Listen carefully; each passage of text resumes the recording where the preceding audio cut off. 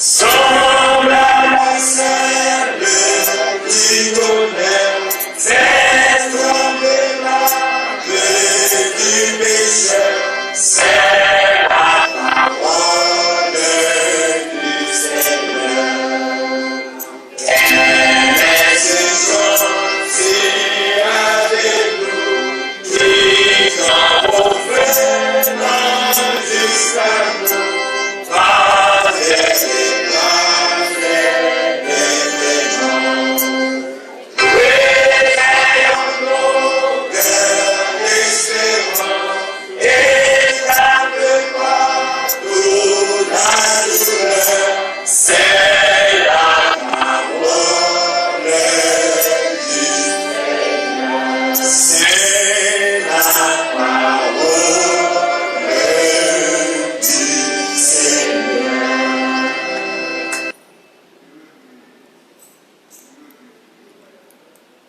Frères et sœurs bien-aimés de l'Église de la communauté évangélique d'Haïti, fidèles auditeurs de Radio Sentinelle et des stations partenaires Logos et 80EH, chers internautes de partout, du monde entier, de toutes les latitudes, nous nous réjouissons de vous saluer très fraternellement et très chaleureusement dans le précieux nom de notre Seigneur et Sauveur Jésus-Christ, depuis le sanctuaire de notre assemblée. Delma 75, numéro 28, pour la poursuite de notre série d'études hebdomadaires, études bibliques hebdomadaires, qui se déroule depuis le mois de décembre autour de la première épître de Paul aux Corinthiens. Ces études bibliques nous renforcent dans notre foi et nous permettent de voir combien nous devons nous attacher à la parole de Dieu et assimiler les notions de conduite selon la foi pour être agréable à Dieu et marcher selon sa loi.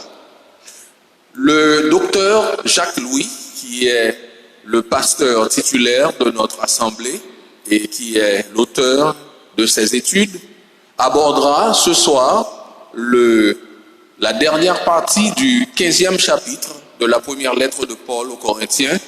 Il commencera à partir du verset 35.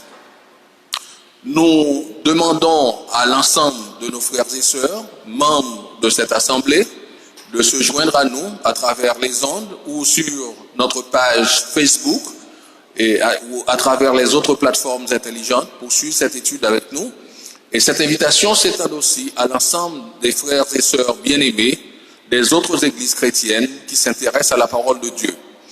Pour notre part, nous bénissons le nom du Seigneur et de nous avoir donné une journée complète d'adoration après une matinée de prière.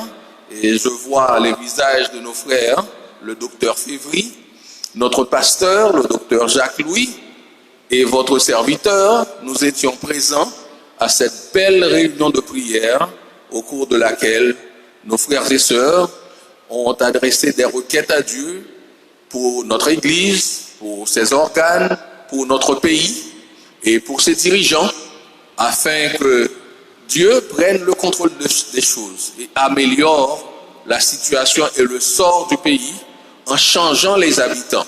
Car le pays n'est qu'un reflet de la conduite de ceux qui l'habitent, c'est-à-dire de ses habitants. Comme toujours, l'étude sera suivie d'une opportunité, d'un espace où nos frères et sœurs, nos bien-aimés qui sont là en présentiel, que nous saluons très chaleureusement, même s'ils ne sont pas nombreux, pourront poser des questions au pasteur et nous allons demander à nos internautes, à ceux qui nous suivent depuis leur demeure, de faire usage de leur téléphone ou de notre page Facebook pour adresser des questions à notre pasteur à la fin de l'étude. Nous communiquerons après l'exposé du docteur Jacques Louis les numéros de téléphone auxquels pourront être adressées les questions à notre pasteur. Avant de débuter et d'entrer en plein dans le vif du sujet de l'étude, consacrons cette activité à Dieu par la prière. Seigneur éternel, Père bien-aimé, nous sommes très contents d'être réunis en ta présence ce soir pour continuer à étudier ta parole qui est la vérité, qui est cette arme puissante, plus puissante qu'une épée à double tranchant, qui nous donne la victoire sur tous nos ennemis et qui nous permet d'atteindre ce que tu nous as promis, la vie éternelle. Nous te prions d'éclairer ce soir tous tes bien-aimés qui vont suivre cette étude, ceux qui sont avec nous en présentiel dans ce sanctuaire et tous ceux-là qui nous écoutent à travers le monde, qu'ils soient guidés et dirigés par ton Saint-Esprit.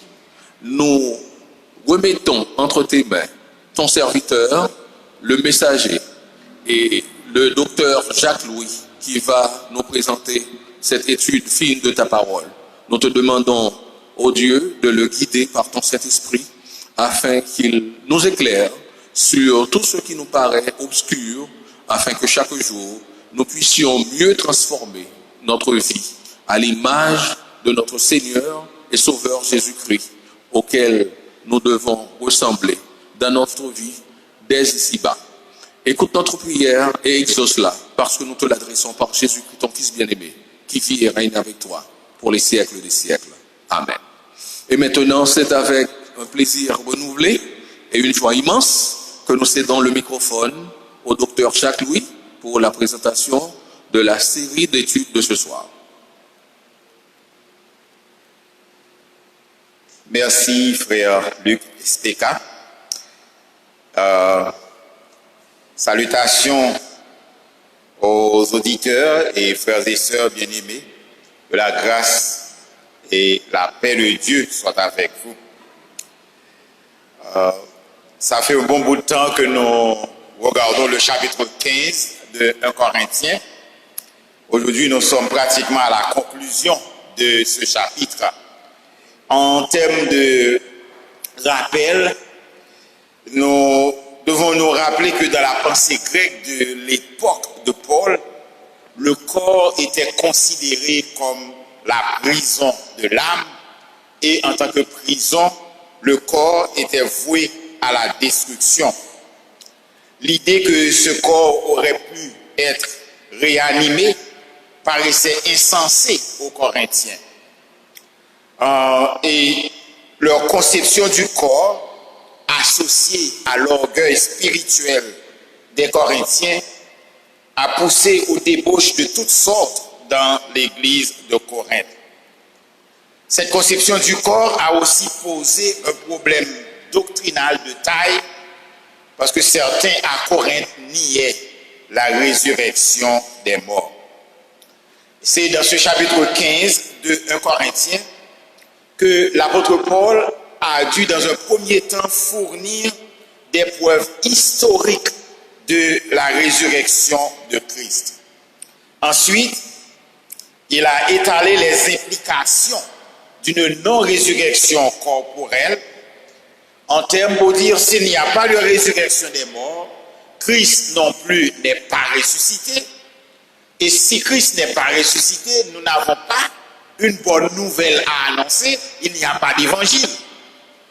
Et donc, notre prédication est vaine. Et si la prédication est vaine, notre foi est vaine. Et si Christ n'est pas ressuscité, ceux qui prêchent que Christ est ressuscité, ce sont de faux témoins à l'égard de Dieu. Si Christ n'est pas ressuscité, ceux qui croient en Christ sont encore dans leur péché. Les morts sont perdus. Nous sommes les victimes d'une espérance trompeuse, d'une illusion, donc plus misérable que les plus misérables des hommes. C'est à peu près ce que nous avons vu jusqu'à présent à travers ce chapitre 15 de 1 Corinthiens. À partir de ce verset 35, en réalité, l'apôtre Paul répond à deux questions. En réalité, une question, mais il dit, le verset 35, mais quelqu'un dira, comment les morts ressuscitent-ils? Et avec quel corps viennent-ils? Comment les morts ressuscitent-ils? Et avec quel corps viennent-ils? Je suis certain que Certains sont en train de dire oui, nous voudrions avoir une réponse à cette question. D'ailleurs, il y a des chrétiens aujourd'hui qui sont très perplexes et qui sont embêtés quant à la manière dont Dieu restaurera les corps de ceux qui ont péri en mer et ceux qui ont péri dans une explosion, ceux qui ont péri par le feu, ceux qui ont péri par le tremblement de terre et dont on n'a pas retrouvé les corps. MacArthur pose la question intéressante. En quoi la restauration de ces corps est-elle plus miraculeuse et incroyable que la création de l'univers? D'ailleurs, ajoute-t-il, tous les corps, même s'ils ont été extrêmement bien embaumés, finissent par se désintégrer.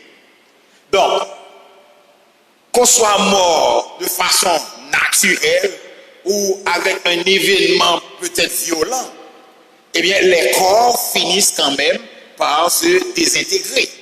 Donc, si on pose la question pour ceux qui sont morts dans une explosion, on devrait peut-être poser la question pour tous ceux qui sont morts, parce que, quelle que soit la façon de mourir, eh bien, les corps finissent par se désintégrer. En réalité, pour répondre aux questions, ou bien à la question des objecteurs que l'apôtre Paul pose dans le verset 35 de 1 Corinthiens chapitre 15, il fournit 3 analogies. Et nous pouvons parler de 3 analogies de la nature. Analogie numéro 1 que nous trouvons dans les versets 36 à 38, ce sont les grains de semence. Et verset 36, l'apôtre Paul introduit sa réponse avec une exclamation. Et cette exclamation, il commence par dire à des Corinthiens qui croyaient qu'ils étaient des hommes sensés, des hommes qui détenaient un certain savoir, et l'apôtre Paul commence par insensé. Insensé. Alors, pourquoi dirait-il insensé? Les questions mentionnées dans le verset 35 ne sont pas posées selon l'apôtre Paul, ne seraient pas posées par quelqu'un qui cherche à savoir, mais c'est par un moqueur qui pense déjà savoir. Les questions ne proviennent pas d'un doute légitime, ni de l'ignorance, mais de la défiance. Et de telles questions visent surtout à prendre au piège et à embarrasser et non à découvrir la vérité. L'apôtre Paul commence par dire « insensé, ce que tu sèmes ne reprend point vie s'il ne meurt ». Verset 36 de 1 Corinthiens chapitre 15. Et regardons ce qui se passe. Il dit « ce que tu sèmes ne reprend point vie s'il ne meurt ». Verset 37. Ce que tu sèmes, ce n'est pas le corps qui naîtra.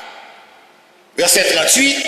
Ce que tu sèmes, Dieu lui donne un corps comme il lui plaît, et à chaque semence, il donne un corps qui lui est propre. L'illustration de la semence est très significative. L'ensemencement, on pourrait dire, est une forme continuelle de résurrection végétale. La forme initiale disparaît et les formes initiales et finales sont différentes, même si elles ont une continuité. Quand Jésus a été crucifié, son corps terrestre est mort. Il a cessé d'exister en tant que corps terrestre. C'est pourquoi, quand Jésus-Christ est ressuscité des morts, son corps glorifié n'était plus limité par le temps, l'espace et la matière. Lors de ses apparitions, Jésus se déplaçait d'un endroit à un autre sans voyager physiquement. Il apparaissait et disparaissait à volonté. Et il entrait dans les pièces sans en ouvrir la porte. Or, dans son corps terrestre, il n'avait rien fait de cela. Donc, c'est ce même type de corps transformé que nous aurons à la résurrection. Et cela doit nous rappeler ce que l'apôtre Paul a dit un peu plus haut, que Jésus est les prémices de ceux qui sont morts. Donc, et le corps glorifié de Jésus n'était plus limité par l'espace, n'était plus limité par la matière ou même par le temps. Ok? Parce que le corps terrestre qu'il avait était mort. Maintenant, la semence, et c'est la première analogie mentionnée par l'apôtre Paul pour souligner le corps de résurrection que nous aurons. L'analogie numéro 2 que nous trouvons dans le verset 39 parle de la diversité de corps dans le règne animal. Il dit toute chair n'est pas la même chair, mais autre est la chair des hommes, autre celle des quadrupèdes, autre celle des oiseaux, autre celle des poissons. Et nous savons pertinemment, pour ceux qui mangent de la viande, que normalement même dans les différents, même parmi les quadrupèdes, les viandes sont différentes. La chair est différente. Et si vous prenez un cabri avec un oiseau ou un poisson, c'est complètement différent. Donc, il y a différence, il y a diversité de corps déjà dans le règne animal. Ok? Mais il y a une troisième analogie que mentionne l'apôtre ici, et dans les versets 40 et 41, c'est la distinction des corps. La distinction des corps. Il dit, il y a aussi des corps célestes et des corps terrestres. Mais autre est l'éclat des corps célestes, autre celui des corps terrestres. Et autre est l'éclat du soleil, autre l'éclat de la lune, et autre l'éclat des étoiles. Même une étoile diffère en éclat d'une autre étoile. Alors, nous disons que l'apôtre Paul mentionne trois analogies. On pourrait, si vous voulez, un mot beaucoup plus simple, trois comparaisons. Ok? Il parle des grains de semence, la semence. Ok? Et il parle de la diversité des corps dans le règne animal que nous connaissons et la distinction des corps célestes et des corps terrestres. Et même parmi les corps célestes, il y a les corps célestes et les corps terrestres ont différents éclats. Et parmi les corps célestes, il y a différents éclats aussi. Le soleil, la lune, les étoiles, et même une étoile diffère en éclat d'une autre étoile. Après avoir mentionné ces éléments, il applique ces analogies, ces comparaisons à la résurrection. Et le verset 42, il dit clairement, ainsi en est-il de la résurrection. Ainsi en est-il de la résurrection. Et il continue pour montrer ce qui se passe. Le corps est semé corruptible, comme quelque chose qui peut être corrompu, qui peut périr, ok, qui peut pourrir si vous voulez. Il ressuscite incorruptible. Verset 43. Le corps est semé méprisable, il ressuscite glorieux. Le corps est semé infirme, il ressuscite plein de force. Verset 44. Le corps est semé corps naturel, il ressuscite corps spirituel. S'il y a un corps naturel, il y a aussi un corps spirituel. En réalité, en regardant ces éléments, nous n'avons même pas besoin de donner d'explication parce que ce que l'apôtre Paul est en train de dire, que la façon dont le corps est semé, eh bien le corps ressuscite d'une autre façon. Il est semé corruptible, il ressuscite incorruptible, il est semé méprisable, il ressuscite glorieux, il est semé infirme, il ressuscite plein de force, il est semé corps naturel, il ressuscite corps spirituel. Aussi simple que ça. En réalité, je ne vois pas ce que je pourrais expliquer ici, parce que pour moi, c'est pratiquement clair que le corps qui ressuscite est différent du corps qui a été semé. Et l'apôtre Paul ne s'arrête pas là. Il continue à partir du verset 45 pour parler de deux états opposés provenant des deux Adams que nous connaissons. Lorsque nous disons des deux Adams que nous connaissons, en général, tout le monde connaît le premier Adam, le premier homme qui a été créé. Dans le verset 45, nous lisons, c'est pourquoi il est écrit, le premier homme, Adam, devint une âme vivante. Le dernier Adam est devenu un esprit vivifiant. Et lorsqu'il parle du dernier Adam ici, il parle de Jésus-Christ. Mais, verset 46, mais ce qui est spirituel n'est pas le premier, c'est ce qui est naturel. Le premier est naturel, ce qui est spirituel vient ensuite, c'est-à-dire du second Adam. Le premier homme, verset 47, tiré de la terre, est terrestre. Le second homme est du ciel. Donc, il est céleste. Tel est le terrestre, tels sont aussi les terrestres. Et tel est le céleste, tels sont aussi les célestes. Et le verset 49, qui fournit l'élément que l'apôtre Paul veut faire ressortir, et de même que nous avons porté l'image du terrestre, nous porterons aussi l'image du céleste. Donc, nous héritons de deux Adams. Le premier Adam, qui a été créé à partir de la poussière de la terre, en qui Dieu a mis le souffle, et le deuxième Adam, que l'apôtre Paul nous dit ici, qui vient du ciel, et il est le céleste, et comme il est les prémices, de même que nous avons hérité, de même que nous avons ressemblé au premier Adam, eh bien, nous ressemblerons au second Adam. Ok? De même que nous avons porté l'image du terrestre, eh bien, nous porterons aussi l'image du céleste.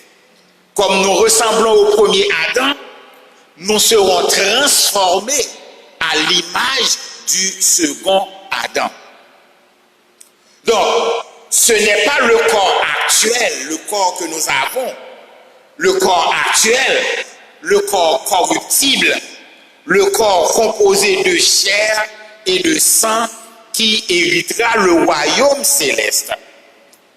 Le verset 50, l'apôtre Paul dit, ce que je dis, frère, c'est que la chair et le sang ne peuvent hériter le royaume de Dieu et que la corruption n'hérite pas l'incorruptibilité.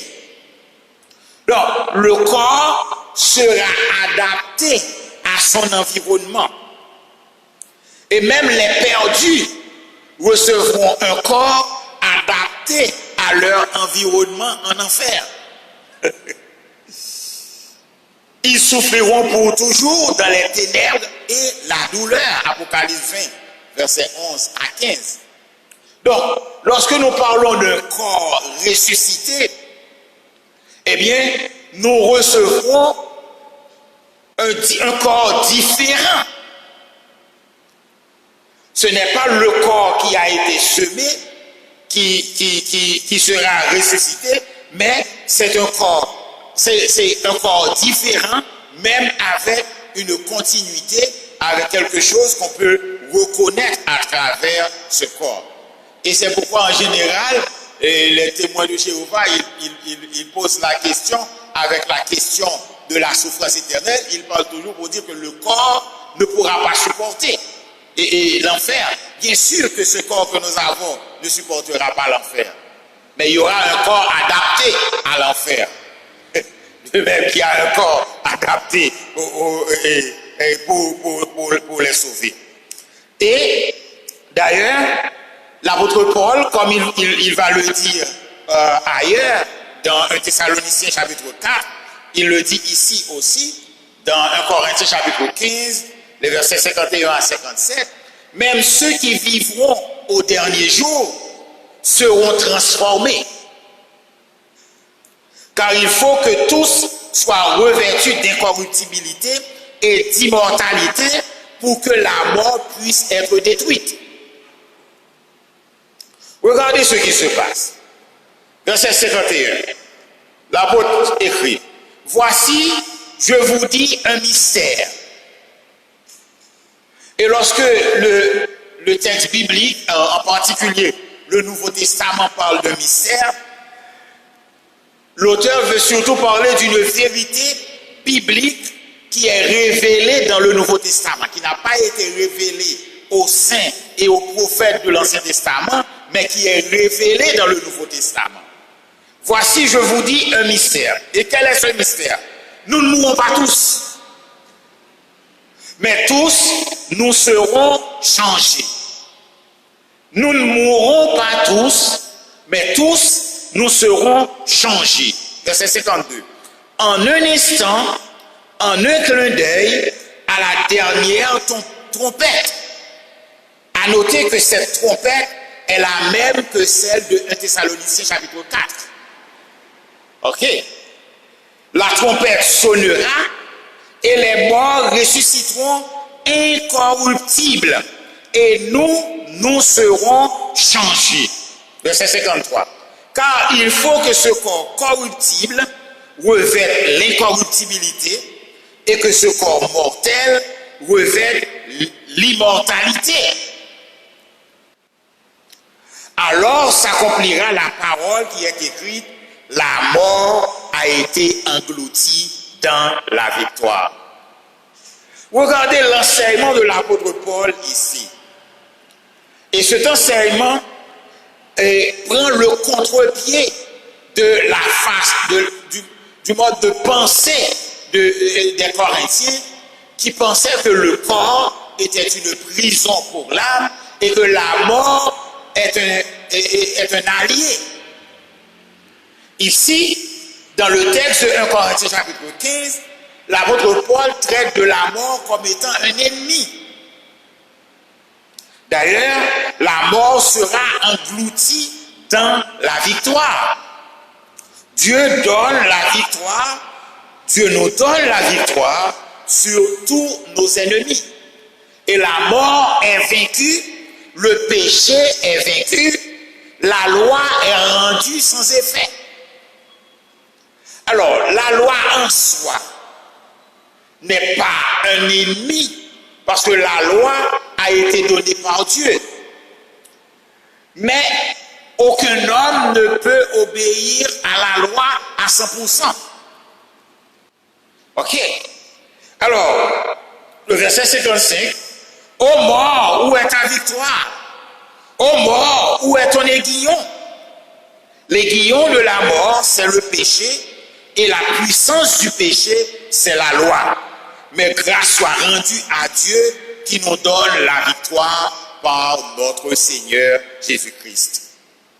Dieu nous donne la victoire, et cette victoire, nous l'avons à travers notre Seigneur Jésus-Christ. Ô mort, où est ta victoire? Où est ton aiguillon? C'est comme si la mort était considérée comme un scorpion et qui piquait. Et alors, je dis était, je devrais dire pour le moment. Ok. Alors, l'aiguillon de la mort, c'est le péché. Et ici, nous pouvons nous rapporter, et bien entendu, au premier chapitre de la Genèse, où Dieu avait dit clairement à Adam, si tu manges le fruit, mourir, tu mourras certainement. Et lorsqu'ils ont mangé, eh bien, la mort s'est étendue sur tous les hommes. Et ici, Dieu, alors ce qui doit peut-être ce qui devrait nous consoler, enfin ce qui doit nous consoler, c'est que même si les choses vont mal, le bien finira par triompher. Et quand je dis le bien finira par triompher, pas peut-être pendant que nous vivons, mais Dieu rétablira son royaume. Ok, de même qu'il y avait un royaume dans les premiers chapitres de la Genèse, il y aura un autre royaume dans les derniers chapitres de l'Apocalypse. Ok, Dieu va restaurer. Alors, nous avons la victoire, et cette victoire, c'est grâce à Dieu. Nous devons rendre gloire à Dieu. Nous devons bénir le nom de Dieu, parce que c'est Dieu qui nous donne la victoire, et il nous donne cette victoire à travers notre Seigneur Jésus-Christ. Nous avons la victoire sur la loi, parce que Christ a accepté d'être condamné à notre place. Il a subi notre châtiment, et en subissant notre châtiment, il a ainsi effacé l'acte de condamnation que la loi avait promulgué contre nous. Colossiens 2, verset 14. Colossiens 2, verset 14. La loi avait promulgué un acte de condamnation contre nous, contre les pécheurs. Mais Jésus-Christ, en mourant à notre place, en se laissant condamner à notre place, et ayant subi le châtiment et que nous méritions, il a effacé l'acte. En fait, il a déchiré l'acte de condamnation. Il l'a éliminé en le clouant à la croix. Colossiens 2, verset 14. Et c'est pourquoi l'apôtre Paul peut écrire aux Romains, dans Romains 8, verset 1, il n'y a donc maintenant aucune condamnation pour ceux qui sont en Jésus-Christ. Dieu nous a déclarés justes. Et parce que Dieu déclare justes ceux qui croient en Jésus-Christ, eh bien pour ceux qui sont en Jésus-Christ, il faut noter, il faut être en Jésus-Christ. Pour ceux qui sont en Jésus-Christ, il n'y a donc maintenant aucune condamnation. Aucune condamnation pour ceux qui sont en Jésus-Christ. En Christ, nous avons aussi la victoire sur le péché. Non seulement il nous a procuré le pardon de nos péchés, mais puisque nous sommes unis avec lui dans sa mort et sa résurrection, le péché n'a plus de pouvoir sur nous. Romains 6, versets 1 à 14. Alors, ce qui arrive, c'est qu'aujourd'hui, nous ne sommes pas encore conscients, ou bien c'est que nous vivons dans ce que nous appelons le déjà, mais pas encore. Jésus-Christ a déjà remporté la victoire. Cependant, nous reconnaissons que de temps en temps, nous péchons. Mais regardez ce qui se passe. Normalement, si nous sommes unis avec Jésus-Christ dans sa mort et sa résurrection, le péché n'a pas de pouvoir sur nous. Et c'est pourquoi l'apôtre Paul termine le chapitre en nous encourageant à rester fermes parce que notre œuvre sera couronnée de plein succès dans le Seigneur.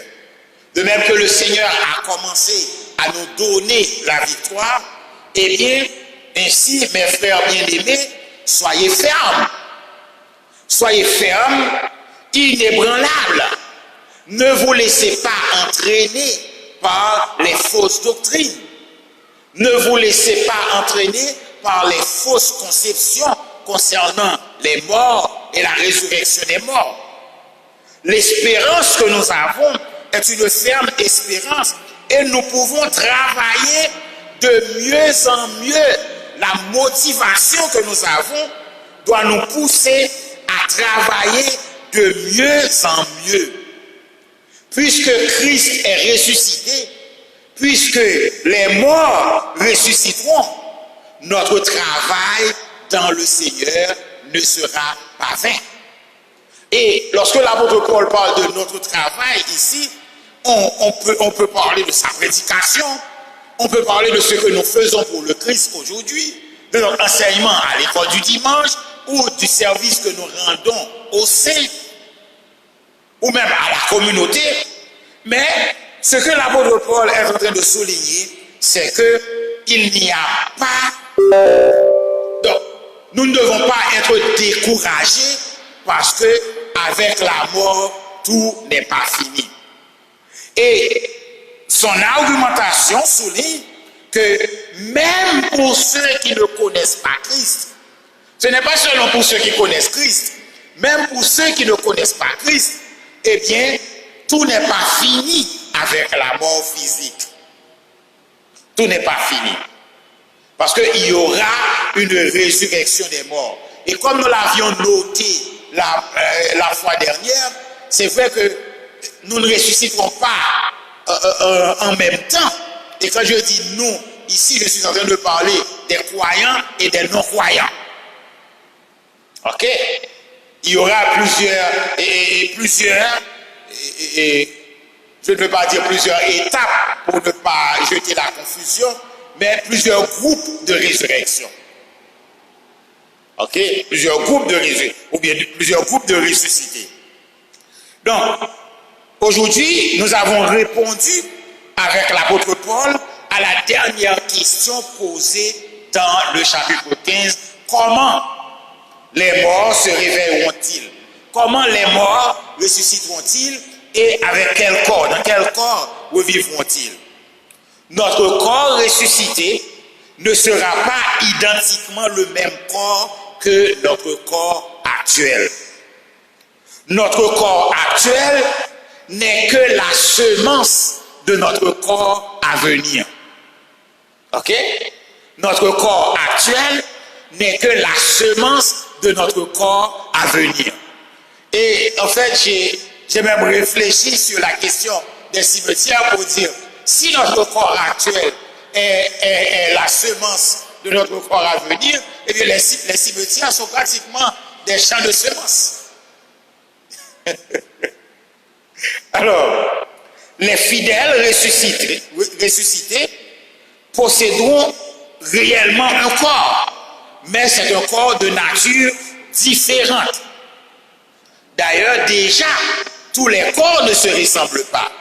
Semé en corruption, en déshonneur, en faiblesse, le corps du racheté se relèvera incorruptible, plein de gloire et de puissance. Aujourd'hui, nous sommes en train de livrer une bataille parce que dans notre corps habite notre âme et l'esprit, et il y a le péché, il y a la nature pécheresse qui essaie de prendre le dessus. Mais lorsque le corps sera ressuscité, eh bien, le corps ressuscité, c'est vrai qu'aujourd'hui nous sommes l'habitation de l'esprit, le Corinthiens 6, verset 19, et que nous sommes en train, et quand même, de livrer une bataille, mais lorsque nous serons ressuscités, alors l'esprit n'aura aucun partage. Donc, c'est l'esprit qui habitera notre corps. Et l'apôtre Paul a montré Adam, l'un créé en âme vivante, et l'Adam que nous connaissons, et il souligne que Jésus est le second Adam. Il parle de le premier Adam comme l'un créé en âme vivante, et l'autre créé, et l'autre esprit, et faisant vivre celui-là, ayant ici-bas précédé celui-ci. Nous sommes terre, aujourd'hui poussière, par le premier Adam. Ceux qui croient sont célestes grâce à l'Adam céleste. Il a clairement dit de même que nous avons porté l'image du terrestre, nous porterons l'image du céleste. Et il souligne clairement que le corps physique que nous avons, composé de chair et de sang, ce corps n'entrera pas dans le royaume de Dieu. Ce corps de corruption ne pourra pas hériter de l'incorruptibilité. Et l'économie du siècle à venir étant profondément différente de celle du siècle présent, il faut que notre corps subisse aussi une transformation profonde. C'est vrai qu'avec le corps qui est ressuscité, je pourrais quand même reconnaître Luc comme étant Luc, mais c'est un autre corps, c'est un corps différent qu'il a, même avec probablement les mêmes traits physiques d'aujourd'hui. D'où la motivation de travailler de mieux en mieux à l'œuvre du Seigneur, car le travail sera récompensé au moment favorable. Merci d'avoir suivi avec nous et j'espère que j'ai été assez explicite, mais je suis prêt à recevoir vos questions.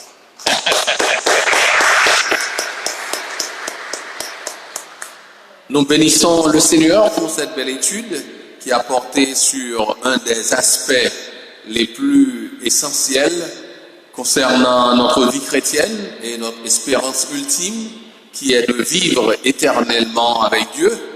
Si Jésus-Christ ne retourne pas de notre vivant, nous devons quand même passer par la mort et être transformés pour aller vivre avec lui. Nous devons faire l'expérience de cette transformation de nos corps pour parvenir à cette incorruptibilité dont a parlé l'apôtre Paul. J'espère que nos frères et sœurs bien-aimés qui ont suivi l'étude peuvent avoir des questions sur plusieurs aspects, sur la manière dont cette transformation s'opérera et comment, dans l'avenir, nous vivrons avec Jésus-Christ à partir de notre transformation.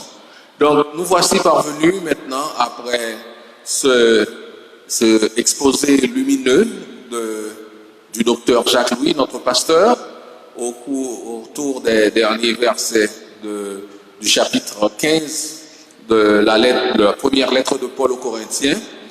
Nous allons offrir l'opportunité à notre groupe de mordus de l'étude, ici au sanctuaire en présentiel, et à vous tous qui êtes sous d'autres latitudes ou en Haïti, qui nous suivez à partir de Radio Sentinelle et des plateformes intelligentes, de poser vos questions. Aujourd'hui, nous utiliserons les numéros de téléphone WhatsApp suivants, le 34 46 71 44, plus 509 34 46 71 44, plus 509 37 02 53 89. Nous rappelons à tous nos auditeurs et tous ceux-là qui nous suivent à travers les plateformes intelligentes que cette étude sera rediffusée plus tard à 9h du soir sur les ondes de Radio Sentinelle. Et maintenant, nous allons ouvrir la session de questions-réponses. Et vous le savez, nous sommes en petite famille, nous avons nos frères assidus aux études, notre frère l'agronome d'Illinois, le docteur Joël Deneus, qui sont là, et d'autres frères et sœurs. Nous allons maintenant commencer la session questions-réponses. Et tout d'abord, c'est notre frère Joël qui ne se laisse pas ravir sa première place pour commencer à donner la première charge. Merci. C'est, comme annoncé, c'est frère Joël Deneus de l'ECH.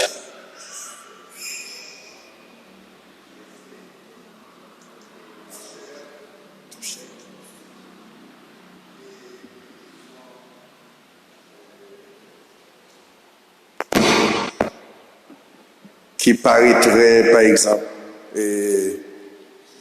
un peu confondu, et c'est à cause de cette confusion que je la pose pour pouvoir dissiper les doutes qui s'y trouvent. Et si nous partons avec la prémisse de certains commentateurs qui disent que tous ne connaîtront pas la résurrection.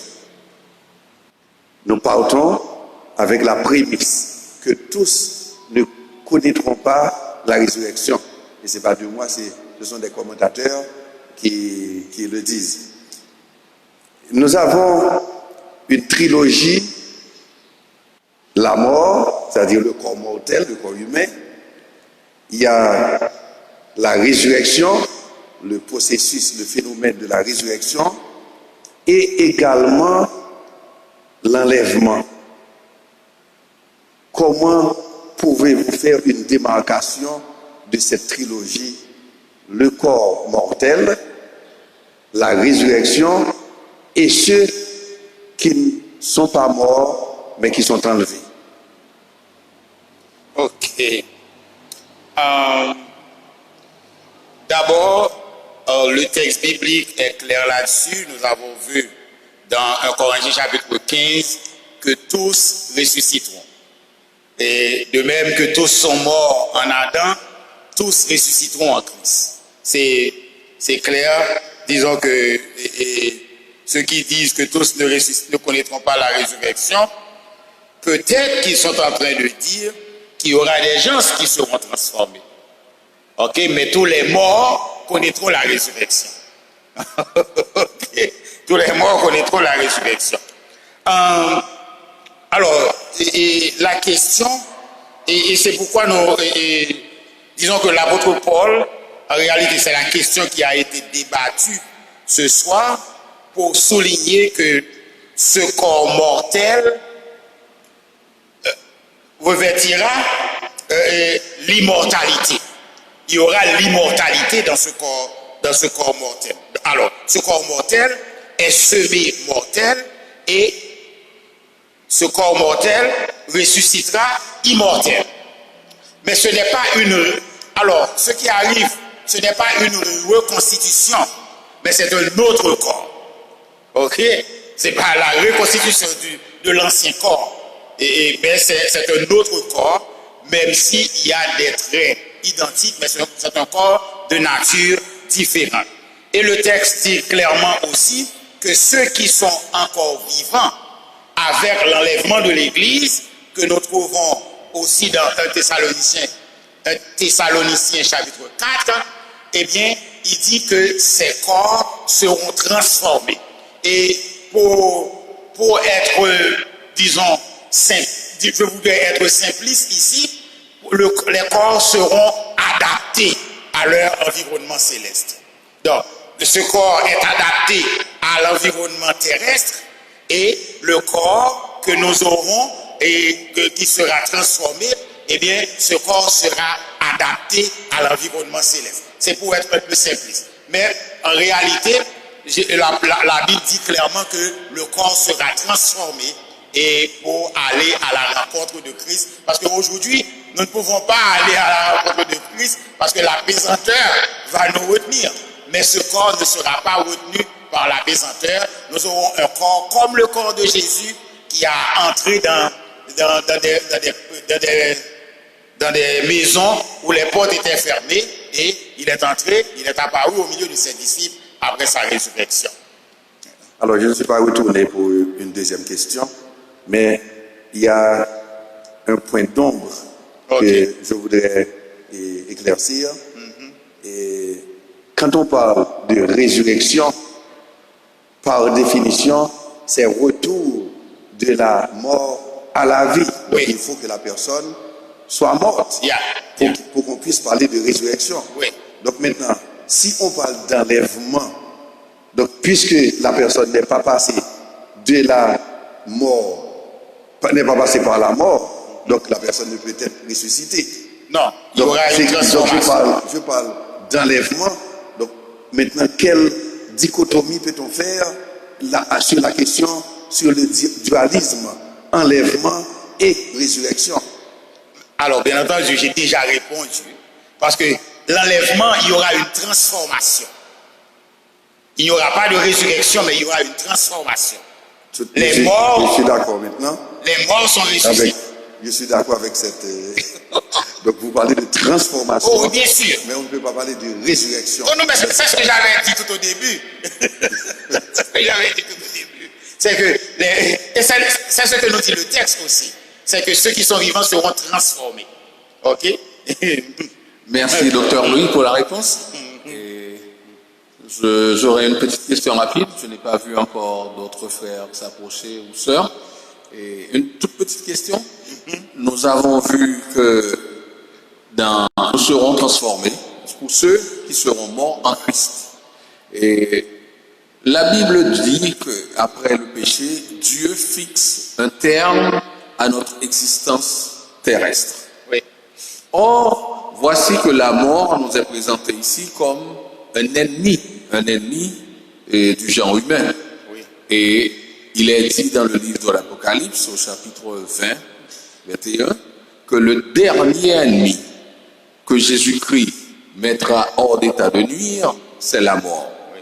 Puisque Dieu fixe un terme à notre existence et que si Jésus-Christ ne revient pas de notre vivant, nous devrons passer par la mort, alors pourquoi la mort est-elle considérée comme un ennemi puisque notre existence a été limitée par Dieu?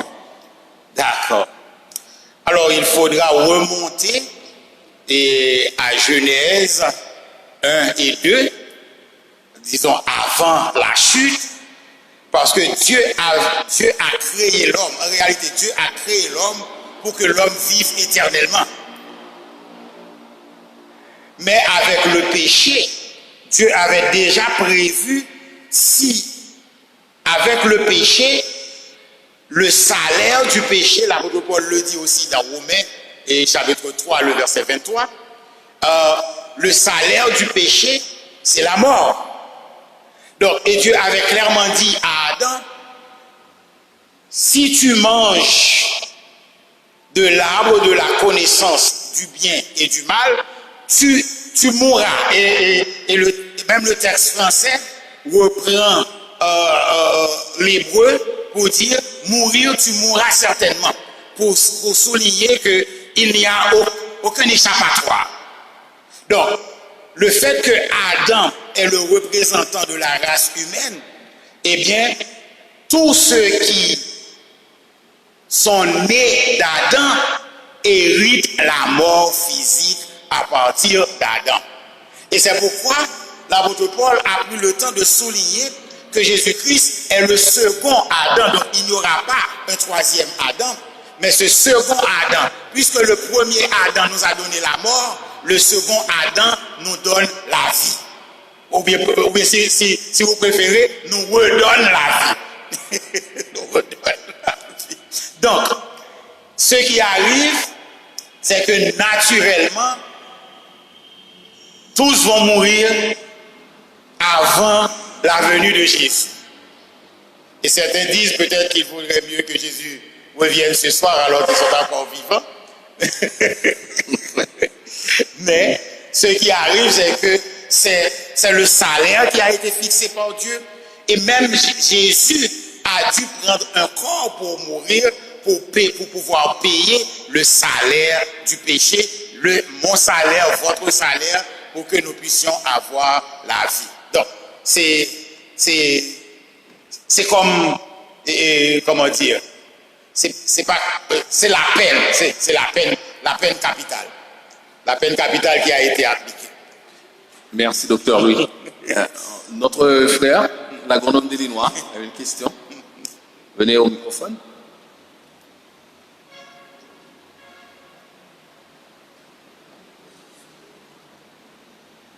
Merci, frère respectable. Bonsoir, docteur Jacques-Louis.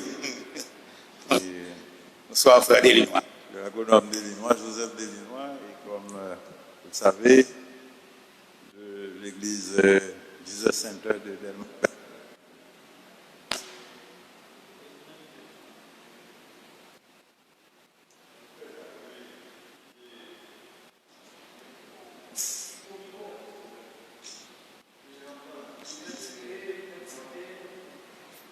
sentiment et cœur.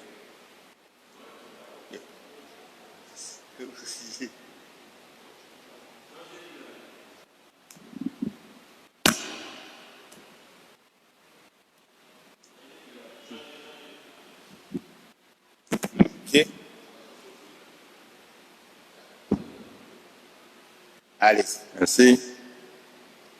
Oui, alors je reprends, je suis agronome Joseph Delinois et le frère Delinois de l'église Jesus Center de Delma 29. Et docteur Jacques Louis, je vous ai suivi avec intérêt et attention. Et bon, là, c'est une étude qui nous fait comprendre le mystère de la résurrection. C'est un mystère. Comment comprendre que des gens qui sont morts depuis des milliers d'années, ils vont ressusciter avec leur corps. Naturellement, un corps transformé, un corps glorieux. Ce n'est pas le corps qui a été semé corruptible, mais un corps qui va ressusciter incorruptible. Mais ce que est la nuance, docteur Jacques, qu'il faut faire ressortir ici, c'est que lorsque l'apôtre Paul parle de cette résurrection des morts, surtout dans ce chapitre 15, il fait allusion surtout aux morts en Christ. Oui, bien sûr. Et là, c'est certainement là, il n'est pas du tout question de ceux-là qui ne connaissaient pas Jésus, qui ne connaissaient pas Jésus-Christ, et qui n'avaient pas fait connaître, qui ne suivaient pas les commandements de Dieu repris par Jésus dans la nouvelle alliance, parce qu'il était venu pour nous sauver. Donc ceux-là qui n'avaient pas cru en lui ne sont pas concernés par cette résurrection. Et justement, le frère Denis vient de poser la question, et à savoir est-ce que tout le monde va ressusciter? Oui, tout le monde doit ressusciter, mais pas en même temps, parce qu'il y aura la première résurrection qui concerne les morts en Christ.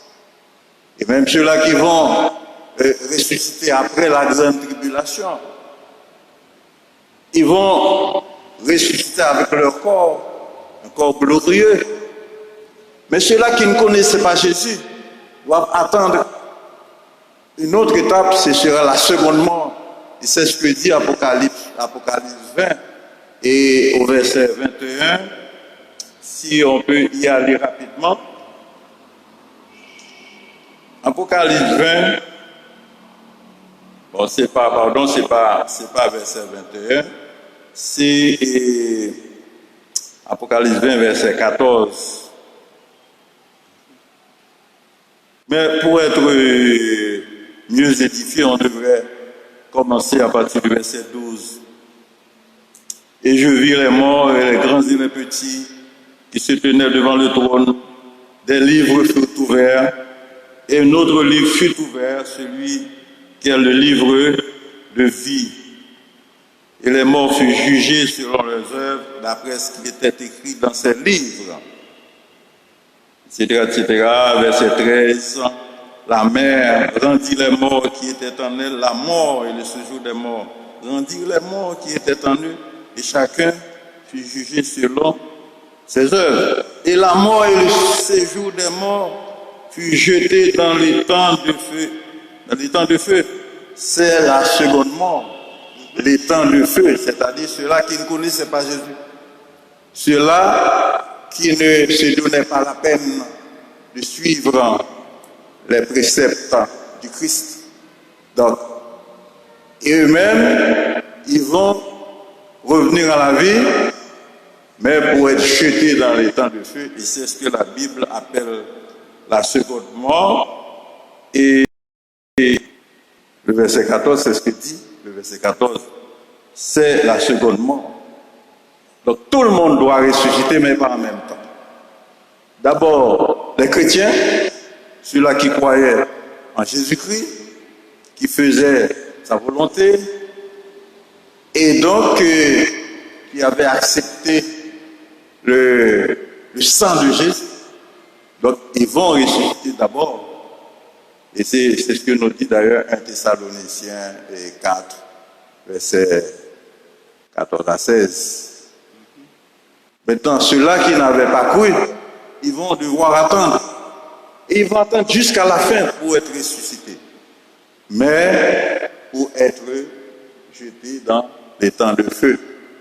C'est la seconde mort. Alors, mais moi j'ai une question, pasteur Jacques-Louis. Vous avez bien dit tout à l'heure que le corps glorifié de Jésus n'était pas limité dans l'espace. C'est vrai, parce que Jésus pouvait apparaître, Jésus ressuscité pouvait apparaître à n'importe quel moment dans une salle qui était fermée et il apparaissait aux disciples qui se demandaient mais par où est-il passé? Donc ça c'est le corps glorifié, c'est l'esprit. C'est l'esprit. Mais une chose qui me tourmente, pasteur Jacques-Louis, ce sont ces deux versets-là. Lorsque Jésus est ressuscité et que qu'elle a rencontré Marthe, au chapitre dans Jean 20, verset 17, il a dit à Marthe, ne me touche pas, car je ne suis pas encore monté vers mon Père, votre Père, vers mon Dieu et votre Dieu. Ne me touche pas. Mais dans Jean 20, verset 27, quand il est apparu aux disciples qui étaient rassemblés, et lorsque Thomas se trouvait là, il voulait démontrer à Thomas que c'était lui, parce que Thomas n'avait pas cru.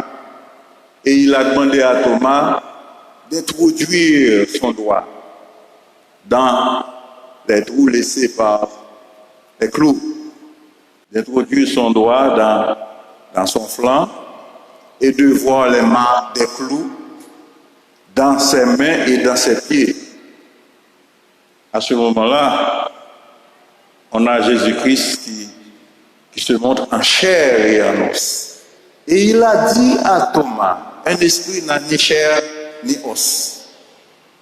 Donc voilà ce même Jésus ressuscité qui avait dit, ne me touche pas parce que je ne suis pas encore monté vers mon Père, votre Père, vers mon Dieu, votre Dieu.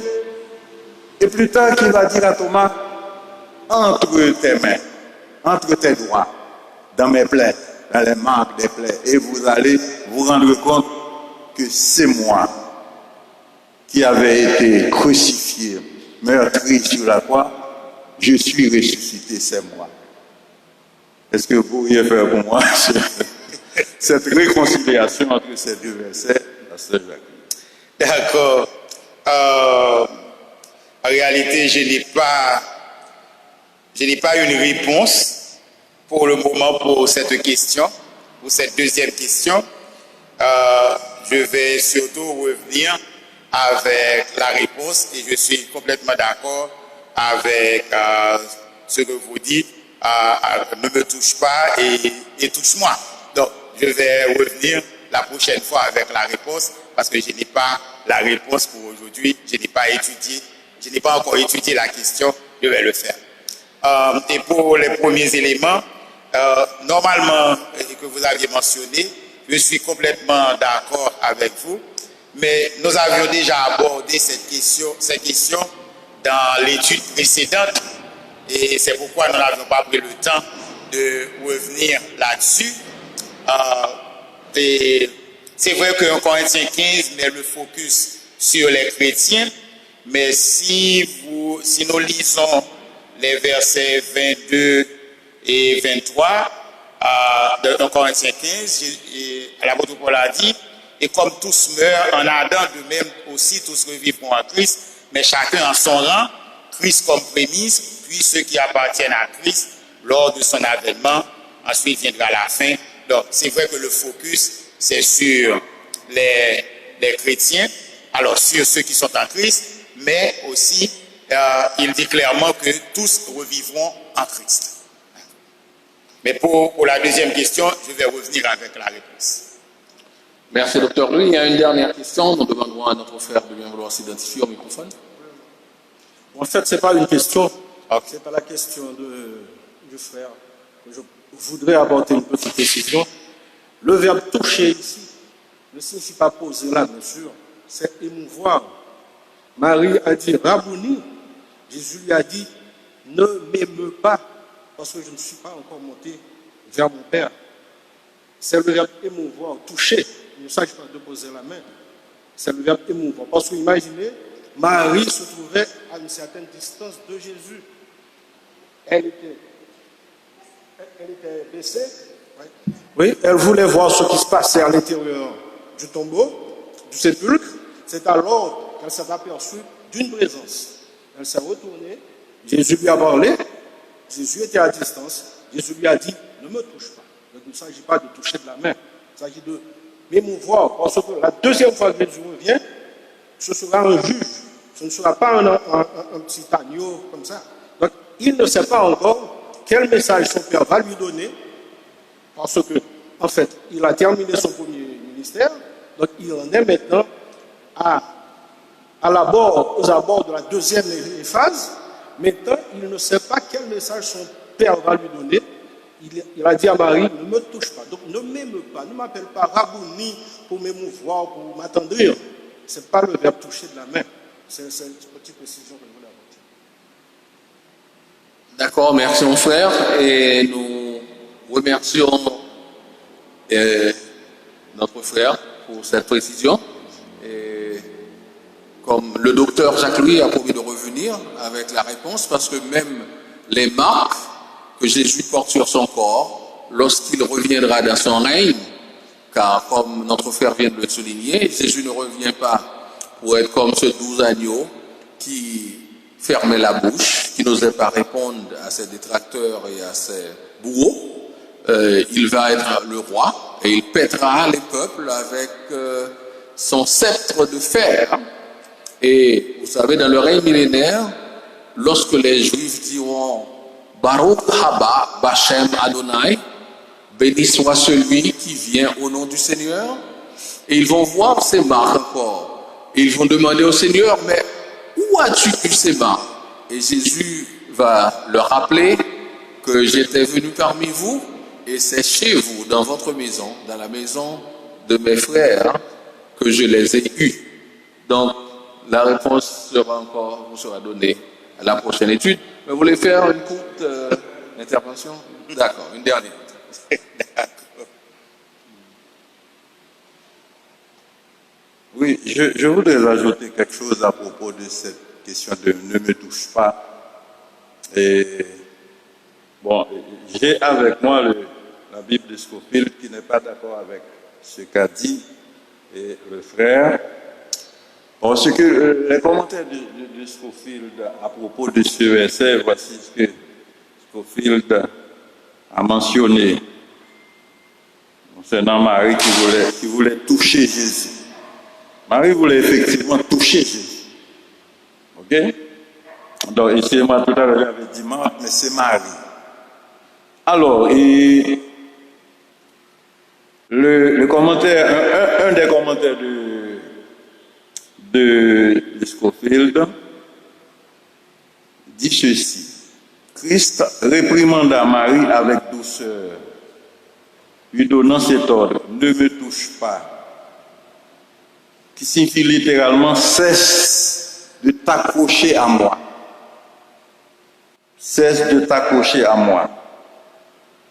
Le Seigneur veut lui montrer que dorénavant, elle ne devait pas chercher à le retenir sur terre. Mais qu'elle deviendrait sa messagère, porteuse d'une joie nouvelle. Et il a ajouté, il y a un autre commentaire. Il a dit que ce ne me touche pas voudrait également dire ne me retiens pas maintenant. L'ascension n'a pas encore lieu. Ne me retiens pas maintenant. L'ascension n'a pas encore lieu. Etc., etc. Et tu me verras cours plutôt vers mes frères.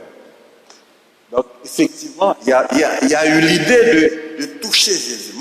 Marie voulait effectivement toucher Jésus. Et Jésus lui a dit de ne pas me toucher, de ne pas me retenir. Ok? Avant la résurrection, eh bien, tout le monde cherchait à toucher Jésus avant sa mort. Parce que quelqu'un qui touchait le pan de la robe de Jésus qui était malade, eh bien, était guéri. On pouvait avoir la même attitude après la résurrection, à vouloir le toucher. Bon, maintenant, et on sait aussi que Jésus, après la résurrection, a rencontré les disciples lorsque Pierre et les autres disciples s'étaient rendus à la mer pour pêcher et ils n'avaient rien pris. Jésus leur a apparu et leur a demandé de jeter le filet à droite et le filet était tellement rempli qu'ils ne pouvaient pas le tirer. Et puis Jésus les a accompagnés pour leur donner à manger. Naturellement, la Bible n'a pas dit que Jésus a mangé avec eux. Comme Jésus ressuscité, la Bible n'a pas dit qu'il a mangé avec eux. Mais la Bible a bien dit que Jésus leur avait donné à manger. Des poissons et du pain. Donc là, Jésus les accompagnait encore. Que ce Jésus qui est un corps glorifié, qui est esprit, mais il s'est manifesté encore également. C'est là. Ok? Je m'arrête là. De toute façon, pour centrer la question, je dois dire que Jésus avait un corps glorifié. Ok? Jésus avait un corps glorifié. Et comme je viens de dire, pour la question de toucher, alors j'ai aussi une version, la Bible en français courant, qui traduit « ne me retiens pas », mais je dis que je vais quand même faire des recherches là-dessus et revenir avec la réponse. Merci, docteur Louis. Et je crois que cette question sera la dernière. C'est celle d'un internaute que nous lira notre frère, le docteur Denis. C'est une question d'un ou d'une internaute qui ne s'est pas identifié. Et la question est celle-ci. Et qu'adviendra-t-il pour les morts en Christ qui sont incinérés? Qu'adviendra-t-il pour les morts en Christ qui sont incinérés? D'accord. Alors, alors, pour les morts en Christ qui sont incinérés, c'est que la désintégration est venue presque de façon instantanée.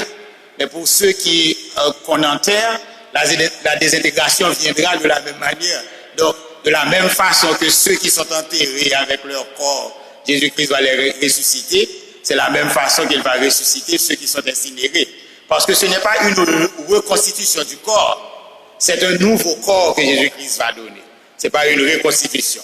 Donc, qu'on soit incinéré, qu'on soit dévoré par des animaux sauvages, qu'on meure dans une explosion, ou qu'on meure paisiblement et enterré paisiblement, le corps physique qu'on a va finir par se désintégrer. Donc, ça revient au même résultat. Donc, Jésus-Christ ressuscitera de la même façon ceux qui sont enterrés, naturellement, et ceux qui ont été incinérés, ceux qui ont péri dans une explosion, c'est de la même façon que cela va se faire.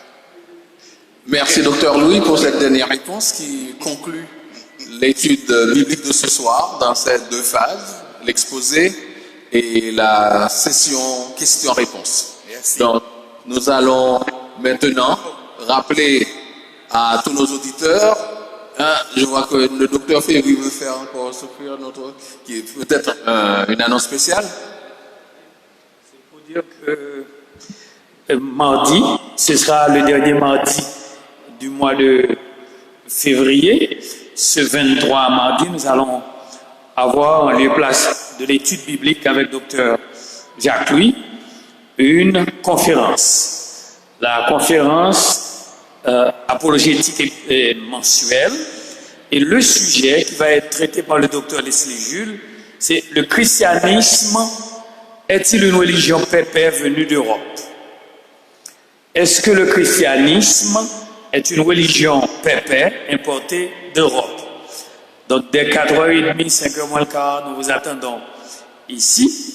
Les auditeurs peuvent être là en présentiel s'ils le désirent. Et si jamais vous ne pouvez pas venir mardi, eh bien, écoutez, nous aurons quand même la conférence et vous nous posez vos questions toujours sur la page Facebook de Radio Sentinelle Haïti 93.9 FM, mais en appelant aussi au point 1, plus 509 37 10 74 74 ou bien le 34 46 71 44. Je plaisantais avec M. Dénéus, Dr Louis, avec M. Joël Dénéus tout à l'heure, je disais, qu'arriverait-il pour un chrétien qui a été à la chasse en Afrique et puis qui a été attaqué par des loups? Donc deux loups attaquent la même personne et un loup prend la tête, et un autre loup prend quelques membres et puis le reste, c'est un ours qui vient vous dévorer. Comment la répartition va être faite au jour de la résurrection avec ces trois animaux qui ont déchiré le corps? Le Seigneur répondra à la question un jour, peut-être. Ah, vous avez déjà la réponse. Enfin, j'ai déjà répondu à la question. Le Seigneur ne va pas faire une reconstitution du corps qui a été dévoré. Il va donner un nouveau corps. Donc, ne vous inquiétez pas. Si vous êtes mangé par des loups, des lions et des os. Bon, les os sont pratiquement végétariens, c'est ça? Merci, Dr Louis. Et alors, pour terminer, avant la prière finale, je ferai deux rappels. Et je rappellerai à nos auditeurs et à nos internautes qu'il leur est loisible de réécouter cette série d'études bibliques sur Radio Sentinelle 93.9 FM stéréo à 9h ce soir. À 9h plus tard, un peu plus tard à 9h du soir, l'étude biblique que nous venons d'avoir sera rediffusée sur les ondes de Radio Sentinelle. Donc, nous remercions tous ceux-là qui étaient avec nous présents et de l'intérêt qu'ils ont porté à l'étude, et intérêt manifeste à travers leurs questions, leurs curiosités, leurs commentaires et leurs réflexions. Et nous sommes sûrs que nos autres frères et sœurs qui nous ont suivis à travers les plateformes intelligentes et sur les ondes de la station Radio Sentinelle ont été édifiés et éclairés par les discussions et les questions qui ont été posées et les réponses apportées par notre pasteur, le docteur Jacques Louis. Maintenant, nous allons clôturer par la prière et je demande à l'assistance de se mettre debout pour la prière finale. Prions le Seigneur, notre Dieu. Dieu notre Père, nous te glorifions une fois de plus et nous t'exaltons avec ton Fils bien-aimé, Jésus-Christ, pour ta parole qui est une lampe à nos pieds, une lumière sur nos sentiers. Merci d'avoir éclairé encore des zones d'ombre, Seigneur Dieu, à travers nos esprits concernant des promesses certaines que tu nous as faites pour notre avenir éternel. Nous savons que dans ta parole, tu ne dis aucune expression pour faire, Seigneur Dieu, du style, mais que toute ta parole est vérité et a un but bien précis. Merci de nous avoir éclairés sur ce mystère, celui de notre transformation, pour vivre avec toi éternellement, pour régner avec toi d'abord sur cette terre et pour vivre avec toi éternellement. Nous te sommes infiniment reconnaissants de cette grâce que tu nous as acquise par l'effusion de ton sang sur le calvaire afin de nous régénérer. Nous te prions pour tous ceux-là qui ont écouté cette étude, pour nos frères et sœurs qui sont déjà dans la foi. Nous te demandons de leur donner de croître dans l'apprentissage de la parole et dans la maturité spirituelle. Et pour tous ceux-là qui nous ont écoutés à la faveur, Seigneur Dieu, de recherche de stations ou qui ont été invités par des amis, mais qui ne connaissent pas encore le Seigneur Jésus-Christ et qui ne se sont pas encore soumis à lui, nous te demandons de faire en sorte que ta parole puisse les atteindre, toucher leur cœur, afin qu'ils se répandent et qu'ils sachent qu'ils doivent se convertir pour bénéficier de cette vie éternelle que tu nous as donnée par ton Fils Jésus-Christ. Nous allons regagner nos demeures respectives. Oh Dieu, nous te demandons de raccompagner chacun de tes enfants ici dans cette enceinte, afin que, revigorés par ta parole, ils puissent arriver à leur maison joyeux, contents de pouvoir continuer à te servir dans cette espérance bénie de la vie éternelle. Sois avec nous, nous te prions par Jésus-Christ, ton Fils bien-aimé. Amen.